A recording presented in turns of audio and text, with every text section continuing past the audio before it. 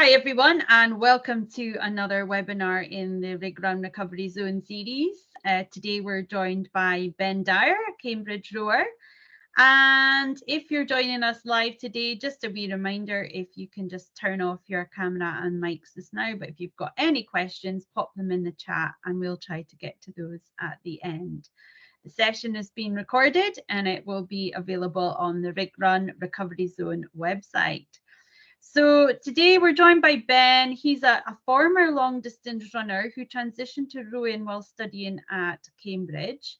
So I think we'd be quite interested to hear why you've switched from being a runner to a rower, how maybe you've managed to stay motivated and disciplined.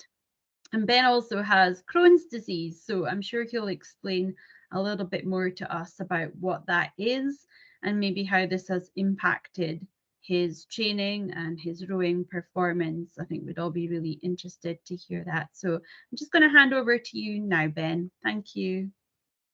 Hi, thanks, Shona. So yeah, thanks for having me on your webinar. So I'm Ben. I picked up running in Aberdeen. Actually, when I was very young, I did the Balmoral road races for the juniors, and then after a bit of time off, came back into it at the end of my time at Aberdeen Uni. I joined the athletics club and did long distance. When I started work, it was a lot easier to keep up training for running than any other sport. So I got rather into 5K, 10K, up to half marathons, a regular at Baker Hughes and Balmoral, Glenlivet. There's kind of local races in Aberdeen. I moved overseas to the desert in Dubai and tried to continue running. It was rather warm, but yeah, all went okay. And then I went to Cambridge to study again for a PhD. And that's when I joined their running team and realized I was not as competitive as I might have liked. I'd say I'm tall, 6'6", and although very skinny at the time, still weighed 80 kilograms. So perhaps not the same build as Mo Farah. And yeah, when I went into a very competitive running club at Cambridge, I quickly realized rowing might be better suited. So rowing's actually extremely popular at Cambridge. It is per populace the most densely it has the most number of rowers per population in the world. Apparently, there are 31 colleges, each with their own boat club. They have anywhere between 2 and 10 boats of 9 people each rowing every year, and on top of that there are around 10 clubs open to anyone to enter, all on a very thin, fairly short stretch of river, so highly congested, very popular sport. And I was quickly pushed towards rowing. I guess having a background in running was very useful. Base physiology carries over, so that's fitness that you can build in the gym, doing long, easy efforts, just building your cardiovascular system. So the hardest part about the transition was putting on the weight. So I went up 15 to 20 kilograms in the course of a year. A lot of weight training, a lot of food, but eating the right food, and just less running. And now when I try and run, I still do try and run. It's quite hard. I'm now 100 kilos and I get injured rather quickly. I still have the fitness, so it feels okay, but my legs are rather, they don't appreciate when I run for too long at the size I am now. So yeah, if you're a slightly larger build, I could definitely recommend rowing. I just got on the rowing machine. The first time I did, I lasted about 10 minutes and I got very numb from the seat, shall we say. So don't be put off if after, a short while it's not going so well. Another common thing you'll see in the gym is people will race off taking as many strokes as they can, trying to make it go fast. Just take it slow and steady. If you watch high quality rowing, you'll notice they'll paddle at rate 20, so 20 strokes a minute, and it's very explosive on the drive phase, and then you come back up to the front of the machine rather slowly. You want to just develop power per stroke as a rower. You'll slowly, I built out the duration that I could bear the rowing machine, and now I can sit on there for, I have actually sat on there for 2.5 hours to do a marathon before, which isn't common, but I'm strange enough to want to have to do that. So yeah, that's the transition. The other part of rowing, a common misconception is that it is all arms. It's actually mostly legs and back. So technique is rather important. In the gym, I would recommend watch some basic technique videos before trying to get on the indoor rower. You can gain a lot of speed and quite simply avoid injury with good technique. So yeah, I had to quickly learn the technique. I first joined a smaller club. So each, as I mentioned, there's 31 colleges in Cambridge. I joined my college boat club and quite quickly realized my scores were somewhat more competitive than they were in running. The running based physiology certainly helped that. Being tall, if you're tall, that helps rowing a lot. And if you're a slightly bulkier build, that also helps rowing. So I had quite competitive scores, went through their Learn to Row program, was then put in a senior boat, quite quickly found myself in the first boat for the college. And then from there was recommended to go to the boat race development squad. So the boat race system, as you may have heard, the annual race between Oxford and Cambridge happens every year. BBC provide coverage. It draws a strangely large number of people, something in the order of 300,000 on the bank and tens of millions online. We at the club don't quite know why so many people are interested, but I think it's such an old race, almost 200 years since the first race, and it draws a crowd, which we're very thankful for because it means the race can keep going. It's not cheap to close the Thames for a day every year. And it's definitely not cheap to provide all the facilities, coaching, equipment that the boat race has. So I went through their development squad.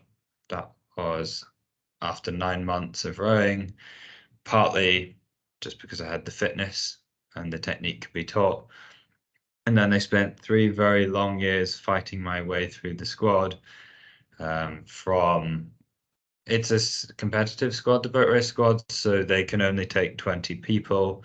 And if you are, well, they start with, say, 40, and after a week it's 30, and after a month it's 25. And you're just trying to make sure you're not in that bottom few. I thankfully was able to make the top 20 just in time before they cut, say, persons 21 to 25. And from there, I was a spare my first year. I could see the full boat race in all its glory. Down the race day itself, very interesting, great to see the full experience. The boat race dinner is a very interesting place. You have blues, so blues are past rowers for Cambridge Blues coming back every year, and there were people who had done it 60 years before and the people who had done it the year before, all mixing, and they put on a very nice dinner after the boat race each year. Then in my second year, I climbed a little higher through the squad, made the reserve crew. Talked about less on the BBC. They row in gold, known as Goldie.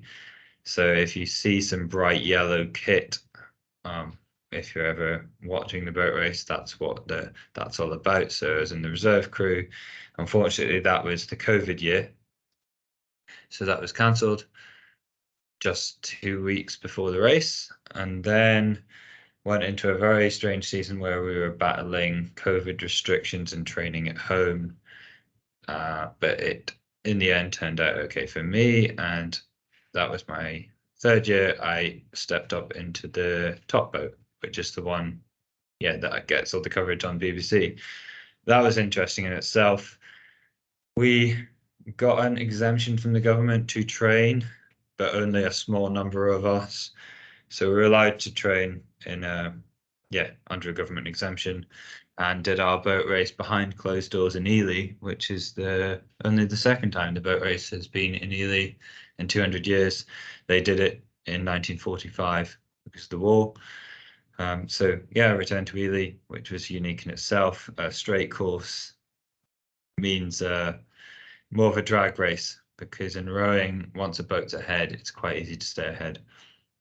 So that's, yeah, my rowing history and the Crohn's aspect of this. So I, as a runner, started struggling with my times. I guess my 10K was however many minutes, and suddenly it was a minute slower and then a minute slower, and I was not sure. And older woman at the club suggested I get my bloods checked for iron deficiency, and sure enough, I had very little iron.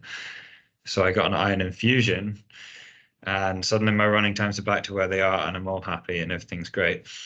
However, a few months later, the same thing happens, and that cycle repeats itself a couple of times until I'm diagnosed with Crohn's, and that is the reason. So essentially, I can't take the nutrients from the food, and it just leads to an iron deficiency, which leads to being very tired and not very fast at endurance sports. It's finally under control just through medication, but it does have unfortunate side effects. Occasionally in training, I can feel very tired after training. Occasionally it gets a bit worse if I try too hard on the rowing machine. And I would just say, if you're going to go to the gym on the rowing machine, take it steady at first. Go and do a flat out 500 meters by all means. It'll take between a minute and a half and 2 minutes probably. You'll experience lactate. It's You can experience it in running if you do 400 meters, 800 meters races, but typically road runners won't experience this in the same way. Rowing being an all body sport, when you get lactate all around your body, it's quite nasty feeling. So that's the fun side of rowing. My advice would be to take that slow and steady. So yeah, look up good technique to start. Row at a nice steady stroke rate, 20. Try and make rate 20 strokes a minute. Try and make it powerful and slowly up on the recovery. And yeah, watch out for lactate. Lactate is not my friend anyway. So that's me and my rowing to date. And yeah, now I'm just retired and coaching with the college I learned at for now. Thanks, Ben. It's really interesting to hear about, your kind of career in terms of running, and then that transition into rowing. And when you were talking about some of the races that you used to participate in, I think a lot of people up in Aberdeenshire will be familiar with those, although the Baker Hughes 10K is sadly not running anymore. Moving from Aberdeen to Dubai and trying to run out there must have been a bit of a shock to the system. I know quite a lot of runners, and they were complaining a couple of weeks ago when it was 21, 22 degrees here. So that must have been a shock. Yeah, you run at 5:30 a.m. The coldest time of day is just before sunrise, because the sun has been set for the longest period, and you literally get up at whatever time, start your run at 5:30, and you've got about 2 hours before it's too warm. So by the end of your long run, you're not just running out of energy, it's getting warmer and the clock's not with you. And then you go back to bed. So that's training in Dubai. That's Yeah. very different, yeah. And then, of course, with your move to Cambridge and starting to study there, and then you started your kind of rowing path, if you like. I didn't realize there were 31 colleges, each with their own boat club. So that's interesting, and I don't think most people probably realise that either. I have a question for you. So you said that you had to put on 15 to 20 kilograms in a year. Is that right? Yeah, yeah. Yeah, so that's a significant amount of weight. So tell me, why does weight matter so much in rowing? So the popular myth about rowing is that, as I mentioned, it's all arms. It's actually all about suspending off the handle. It's weight behind the handle. If you watch really good rowing technique, you're trying to move the boat horizontally and obviously not vertically. So you're trying to drive perfectly horizontally. So you actually hang and try and suspend a few of your kilograms off the seat and just hang your body weight almost horizontally off the handle. So if you're imagining you're on the rowing machine, you want to lock out your arms and just kick so hard that you start picking off the seat. You don't, not literally so that you're a couple inches off because you'd fall off the seat because it's moving, but quite literally, if the seat was a set of scales, your weight would reduce on the drive. And so extra weight is extra weight behind the handle. And then there's the other factor of if it's muscle mass, you're stronger, you can produce more force every stroke. And rowing is it's very physical. I mean, go on the rowing machine and give it a shot, and you'll probably find out after a while that, yeah, more muscle mass is a useful thing. Yeah, and interesting what you were saying about lactate. So I've coached a number of people over the years, and when they get on the rowing machine, people tend to go very hard, very quickly, and within 30 seconds to a minute and a half, they are really struggling to keep going. That's obviously sounding familiar to you. You've seen that happen obviously quite a few times. I Yeah. think it's one of those things that's quite hard to control. It's quite hard to go slow and steady, and maybe takes a bit of practice. Yeah, Um, that definitely takes a lot of discipline. That's something I took from running, was I quickly learned you go to park run and everyone shoots off, and then you start taking them later, and that scales even more by the time you're at 10K and half marathon. And I took that mindset into rowing, and it's very useful. Once the lactate is in your legs, it is not leaving your legs until you stop. So you need to work at a level just below your lactate threshold for as long as possible. And then when you go to do your sprint at the end, sometimes you'll get a nasty shock at lactate levels, and it actually can hurt more afterwards, and you are quite literally unable to walk because you can really fill your legs with lactate when you're sat on a seat and not bearing your own weight, and then you go to stand up and things are quite different. So yeah, yeah, lactate's a real killer. Take it easy on the stroke rate and the pacing. yeah, some good advice there. So you recommended kind of around 20 strokes per minute is kind of a good way to keep it sort of slow and steady-ish. Is that right? Yeah, the natural thing to do would be about 30, and if you're sprinting, 40. But no, really, it's very 3-to-1 ratio, a bit like lifting weights. If you know about lifting weights, it's very explosive on the drive when you kick, and you kick first, it's legs, body, and then arms. And then the opposite on the recovery, it's arms, body, legs, back up to the front of the machine. You want to almost kick in 1 second and come back up the machine in 2 seconds. So that's called ratio in rowing. Makes it a lot easier to get the body movements where they need to be, so you're in a strong position to kick, and gives you a chance to breathe as well. Yeah, that helps. That's really interesting, and some good advice. A lot of our viewers will be people who are working on offshore environments. So obviously the main access they have to something like rowing would be the rowing machine in the gym.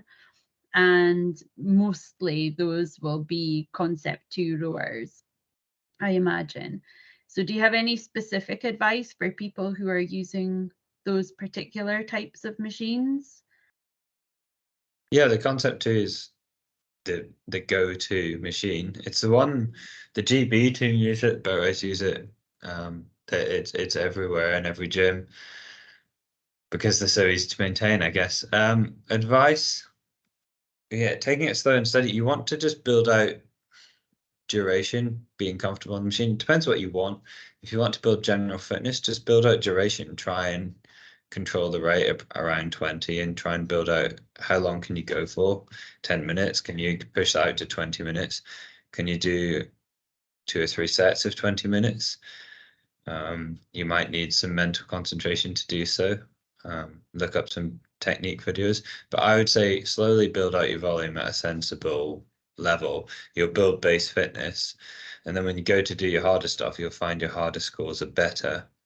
So as someone training, I follow the 80-20 rule where 80% of my training is slow and steady in conversational pace, and I could talk to someone, and 20% would be harder where you're actually going for it and going hard. So I'd say build that aerobic base with that 80% before you try too much hard stuff. If you just keep trying the hard stuff, you're just going to get tired and Yeah. in a lot of pain, and you don't have to make as much progress because it's just short-term gain. Yeah. Whereas base fitness stays with you for years. 80-20, I like that. And what about the resistance settings? Because obviously you've got resistance on the flywheel, haven't you? And that generally numbered between 1 and 10. What would your advice be for people trying to choose the right type of resistance? That's another interesting one. And I see in the gym it'll be whacked up to 10. I've never seen the resistance on 10, apart from one specific exercise where you're trying to make it extremely heavy. It depends how old the machine is, actually. You want to go into the settings and say display drag factor, and the drag factor is a number. If you put it up to 10, it will be about 1,000. The GB team recommend for a heavyweight man, so an open weight man, 90 kilogram man, 130. So a resistance of about 5. Right. And lightweight man, 70 kilograms is about the classification, 115. And then for women, some 110 to 120. So everybody should be between 110 and 130. I certainly don't above a drag of 130. So the scale on the side to achieve that, somewhere between 4 and 6, depending on how much dust is in the fan. Yeah, But the perfect. best way is display drag factor, and I set it on 125 for long, steady efforts. Depends what you're trying to develop as well. If you just want brute strength, have it a bit higher. And if you want to develop power, so power is how quickly you can apply your force. And Hmm. that's very explosive power is very useful in rowing. Say how high could you jump would be a good example of explosive power. You want it a bit lower, and it actually challenges you to jump on it quicker to get the work on as fast as you can. And you can display the drag factor through the settings, can Yeah, you? so that's Yeah. when you're setting it up. When you first got on the erg, it'll say on the machine, one of the buttons down the side, it's the bottom right button. You go into the menu and then it'll just say display drag factor as an option, and you just row and it'll give you a number between probably 50 and 1,000, and you want to set that on 100 and about 120. But for most people who are using a rower in a gym, it will have already been set up. So you kind of roughly would recommend between 4 and 6 for kind of slow, Yeah, steady yeah. work. Yeah. Yeah, as you move it, you'll see. I mean, you can experiment. You'll see. It's basically fine tuning. The 4 to 6 is a macro scale, and if you want to fine tune it, you go into and that you'll see if you ever see a rower that you'll see them, and they'll do it whilst moving. You'll just go up and use the handle to whack Which is just quite hard to tap do it. while Yeah, you're rowing. yeah, you'll see. You'll know there's a rower there because they'll be playing with the drag factor to get it on exactly what because the rowing clubs will make you test on a very specific number. Certainly the Okay. GB team make you test on this number, so it's standardized. That makes sense. Yeah. Okay. That's really interesting, sort of really informative stuff for people. I don't know how you can sit on a rowing machine for 2.5 hours, though. You must have had a bit of a numb bum that day. A towel. Sit on a towel. It's a towel. Is Mm. that, do you normally sit on a towel or just for those long distances? Only for the marathon and some of the training sessions to ensure, well, nothing new on race day is a very good piece of advice. So I experimented. And the other thing would be fueling. I had piles of 7 jelly babies, and I ate every half hour because 7 jelly babies was equal to like the 30 grams of carbs my body needed. And every half hour, I'd take that, and then you need to develop a drinking method. So I used a sports bottle to be able to drink without missing any strokes, because obviously you're using your hands and your feet for rowing. Yes, that must be So tricky. you'd put the bottle in your teeth, take a stroke, take a drink from the bottle, slam it down, and then take another stroke. And you can get it done at a sensible rate, 25, 26 strokes a minute, and you have enough time to. So there's a bit of planning and Juggling. practice required if you want to row for, say, longer than 90 minutes continuous. I don't think there's that many people that would want to do that though. No, I don't think so. It's a fun challenge. Yeah. I think we'll need to wrap up there, Ben, because I'm just aware of the time. But thanks so much for joining us today. I think you provided a lot of really, really useful information that some of our participants in Rig Run will be fascinated to hear about. So thank you for that. And good luck with your coaching and with your rowing career and with your studies, of course. Cool. Okay, well, thank you very much for having me. Thank you. Bye. Thank you.